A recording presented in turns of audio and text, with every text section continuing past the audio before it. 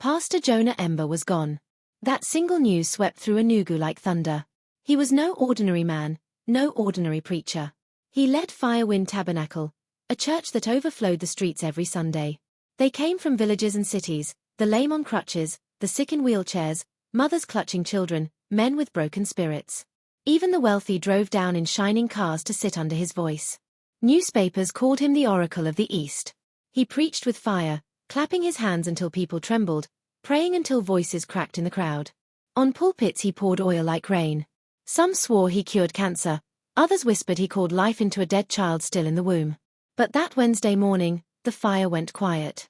The sun had only just risen, soft and calm. Birds filled the sky with songs. Then, inside a private hospital room, a scream tore the peace apart. "Jonah, wake up, please." Nurses hurried in, doctors followed, machines hummed and blinked, but the line stayed flat, silent like the ground after a storm. "Time of death, 6:14 a.m., the doctor said. Bonita collapsed, her wrapper falling loose, her voice trembling through tears. "I begged him to rest," she cried. "This body is not stone." But he said there is no rest in the Lord's vineyard. She clung to his feet like ashes slipping from a widow's hand. The elders heard and moved fast. "Memorial on Friday," one declared. "Burial Sunday," another added. "Call the media, prepare the tribute," a third commanded. Posters spread through the city, flyers filled the air. His voice was played with soft piano beneath it. "I am not just a man," he had once thundered. "I am fire." Now that fire seemed gone, at least, so they thought. By Friday, the gates could not contain the crowd. Cars stretched down the road. Pastors poured in from Lagos, Port Harcourt, Abuja, even beyond the borders. Bishops in black suits filled the aisles. Women in white danced barefoot, ringing bells, crying and singing, "Our Father has gone home. Our oracle is sleeping. The trumpet has sounded." At the altar, the coffin stood tall and polished, dark brown, heavy, like a king's throne. Beside it, a framed photograph showed Jonah in his white suit, eyes closed in prayer, microphone in hand. "Even demons feared him," someone whispered. But Bonita sat quietly in the front row. She wore a long black gown, her face carrying the weight of a storm about to break. Her eyes were dry, but her silence was louder than every song around her. Nobody imagined what Sunday would bring. The morning rose like a drumbeat carried by the wind. The sun burned bright, the crowd pressed heavy around the cemetery, the choir hummed low, and the coffin rested in silence at the center. The grave was open, waiting. Ushers clutched white cloths, elders clung to their Bibles, deacons pulled on gloves. The final rites began. "Dust to dust," one elder intoned. "Ashes to ashes," another followed. Two men stepped forward, hands firm on the coffin handles. Before they could lift, a thunderous bang echoed from inside. It cracked the air like a slammed door. The crowd froze. "What was that?" someone whispered. Another bang followed, louder, insistent. Screams tore the silence. A woman collapsed by the grave. A pastor flung his Bible into the air and fled. Choir members scattered, leaping over benches, scrambling for fences, some diving behind cars. A cameraman dropped his lens and vanished. Only Bonita remained unmoving. Her lips parted, her eyes wide, yet her body stayed rooted. The lid creaked, trembling as though pushed by unseen hands.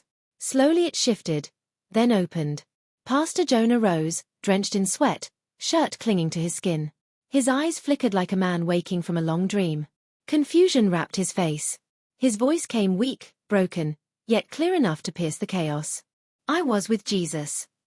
The field hushed to stillness. "He told me to return. He said my work is not finished." Gasps rippled through the crowd. "I must warn the church." People edged closer again. Some knelt, weeping. Others shielded their faces in awe. A few whispered, "A miracle." Doubt lingered in others. "Is it truly him?" An old deacon trembled uncontrollably. "Is this a trick? Is this a dream?" Jonah turned, his eyes grave. "I crossed over. I saw fire. I saw mighty churches fall like dry trees. I saw a wide gate crowded with preachers. And then I saw him. Jesus said, 'Go back. Warn them.'" The sun hung above, blazing like a watchful eye. Bonita still sat frozen, her stare fixed only on him. By evening, the news had spread across town like wildfire. Phones buzzed endlessly, television crews swarmed, reporters stood with microphones, cameras flashing at the gates. Officials arrived in convoys, their faces mixed with wonder and suspicion. Some hailed it as a divine sign, others muttered of deception. Many simply stood in stunned silence. For when a man climbs out of a coffin after 3 days, not every heart knows what to believe. Tuesday morning broke calm over Enugu, but FireWind Tabernacle boiled with tension. Not with worshippers, but with journalists. Lights flashed like storms without rain, cameras aimed, pens scribbling. A restless murmur filled the air. Then the doors swung open. Jonah walked in, dressed in a plain white robe. His steps were slow, his frame thinner, his face marked with age, his eyes sunk deep as if they had seen eternity. He mounted the altar, lifted the microphone with trembling hands, and drew in a breath. "I saw a field," he began, voice low yet piercing. "A wide, green field, still and endless. Angels stood there singing, their voices like streams flowing over smooth stones. In the center stood Jesus." Silence gripped the hall. Even the ceiling fans seemed to hold their breath. Jonah's tone deepened. He showed me 3 things. The first was fire. I saw fire sweeping through the land, not flames devouring trees, but altars, pulpits, and titles consumed. A woman in the front row covered her mouth. 2, Jonah whispered, lifting his hand. He spoke of churches collapsing, the great ones with dazzling lights and thunderous music, falling like walls without foundation. Someone whispered, "Jesus." Then he raised 3 fingers. I saw a wide gate. Many preachers entered, their faces proud, their hands filled with money, books, and microphones. Yet Jesus stood far from that gate. He did not smile. He said, "Many will fall. Go back. Warn them." Jonah's voice wavered. I did not want to return, but he told me my work was not finished. Silence pressed on the crowd. A man with glasses in the press section lifted his hand. "Sir, people are saying this is staged, that the coffin was a trick, that you seek fame. What do you say?" Jonah met his eyes and smiled, not with pride or anger, but softly. "Some will believe. Some will not. But time," he paused. "Time will tell." Another voice called out, "What now, Pastor?" He lowered his gaze, then raised it again. "I will warn the church. I will preach truth. I will do only what he sent me to do." That very day, the video spread everywhere. It flooded screens, stirring arguments. Some cried, some mocked, but all agreed on one thing. The man who had been dead now spoke as if fire still clung to his soul. At home, Bonita watched him kneel in prayer night after night. But she felt the difference. The man who returned was not the one she had buried. He no longer touched her, barely spoke unless praying, his eyes restless as though expecting unseen shadows. One night she asked, "Jonah, are you sure it was Jesus you saw?" His stare was sharp. "You doubt God." "I doubt what followed you back," she whispered. He froze, then smiled faintly. "The spirit realm changes a man, Bonita. I have seen things." That night she could not sleep.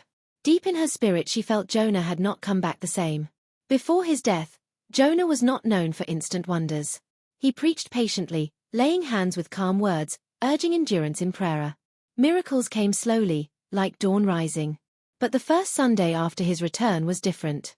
The church overflowed, people pressed against windows, some climbed trees to see him. They brought a woman named Ruth. Dark glasses hid her eyes, her dress was neat but worn, her steps uncertain as her friends led her forward. She had not seen light in 8 years. The ushers guided her to the altar. Jonah left the pulpit, walking calmly, not shouting, not sweating. He looked into her face and spoke only 3 words. "You will see." He touched her eyes once. Ruth screamed and collapsed. The hall went still, gasps and whispers thick in the air. After a few seconds she rose, blinking hard. She pointed. "That's Sister Monica." She turned. "That's Deacon Checker." Then her voice soared. "I can see." The church erupted.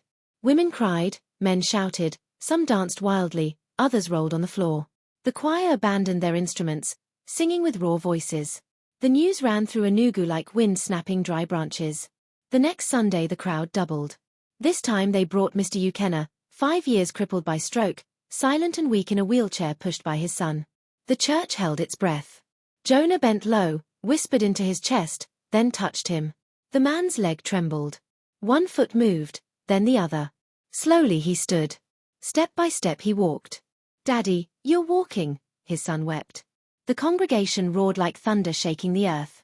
From then, FireWind Tabernacle turned into a river of people. They came in buses, slept outside the gates, spread mats on the ground, carried sick children and aged parents. A man who had died and returned was now healing with a touch. But Bonita watched from the corner. Her hands clapped with the crowd, yet her heart stayed quiet.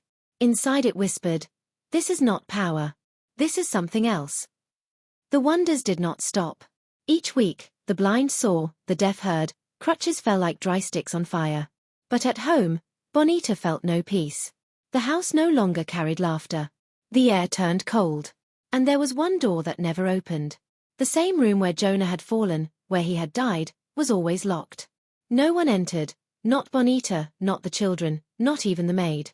One evening she asked softly, "Why don't you let me in there, my love?" Jonah turned his head slowly, his voice low and heavy. "It is sacred," he said. "God meets me there."